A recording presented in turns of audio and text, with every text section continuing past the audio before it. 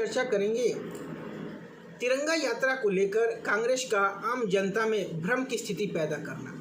तिरंगा यात्रा पर कांग्रेस पार्टी स्वयं भ्रमित लग रही है। वे आज भी नेहरू गांधी के आगे किसी को कुछ नहीं समझते, ना संविधान को, ना कोर्ट को और ना ही कार्यपालिका को।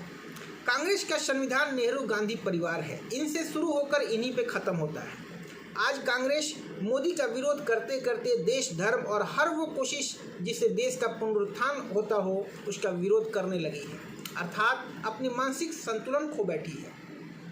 आपको अपने समय के दिनों में ले चलते हैं जहां हम तिरंगा यात्रा कैसे निकालते थे।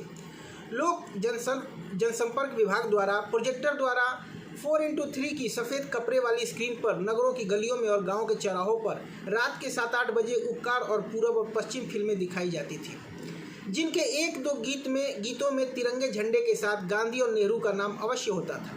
तब चूंकि आज़ादी नई नई मिली थी तो इन नामों का जादू सिर चढ़कर बोला करता था। हर सिनेमा हॉल में फिल्म आरंभ होने से पहले 15 मिनट की डॉक्यूमेंट्री फिल्म दिखाना आवश्यक होता था, जिसमें 14 मिनट और 50 सेकंड के लिए नेहरू और इंदिरा गांधी के वीडियो उनके कारनामों सहित दिखाए जाते थे। उन डॉक्यूमेंट्री फिल्मों में लाल बहादुर शास्त्री को वायुयान से उतरते हुए केवल 5-10 सेकंड के लिए ही दिखाया जाता था, तो सिनेमा हॉल तालियों की गड़गड़ाहट से गूंज उठता था। उनके जय जवान जय किसान के नारे को दिखाना तो दूर की बात है, 1965 में भारत के साथ युद्ध में हुई विजय तो कभी दिखाया ही नहीं जाता था। उन फिल्मों में भारतीय संविधान निर्माता भीमराव अंबेडकर जी को कभी एक बार भी नहीं दिखाया जाता था। सुभाष चंद्र बोस, भगत सिंह, चंद्रशेखर इत्यादि को तो दिखाना ही पाप था। उन दिनों स्कूलों और कॉलेजों में जो प्रतियोगिता कार्यक्रम होते थे या यूथ के फेस्टिवल होते थे, तो उनमें उन्हीं भाषणों, नाटकों इत्यादि को प्रथम, द्वितीय और तृतीय पुरस्कार मिलते थे, जो कि नेहरू और इंदिरा गांधी के कारनामों का बखान किया करते थे। हर 14 नवंबर को स्कूली बच्चों से चाचा नेहरू जिंदाबाद के नारे लगवाकर और उन्हें 2-2 लड्डू बांटकर स्कूल की छुट्टी कर दी जाती थी। हर 30 जनवरी को प्रातःकाल 10 बजे नगर पालिका का भोंपू बजा करता था। तब सरकारी कार्यालयों, स्कूलों इत्यादि में हर किसी को मौन खड़े होकर उसे श्रद्धांजलि देना आवश्यक होता था।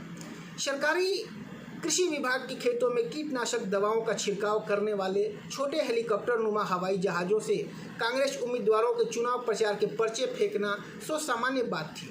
उन चुनाव के दौरान चुनाव आयोग छुट्टी लेकर नानी के यहाँ चला जाता था।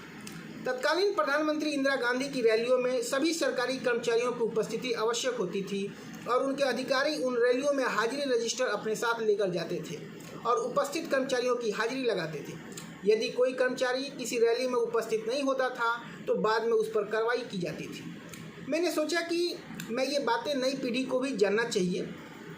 कांग्रेस के वो दिन कितने सुहाने थे।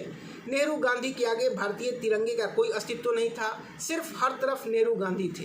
अब जब देश में नवजागृति की लहर आई है और वे अपने सच्चे महापुरुषों को याद करती है, देश के प्रति अपना कर्तव्य, अपनी राष्ट्रभक्ति दर्शाती है, तब कांग्रेसी गुलामों को अपने गुलामी के स्वर्णिम दिन याद आते हैं।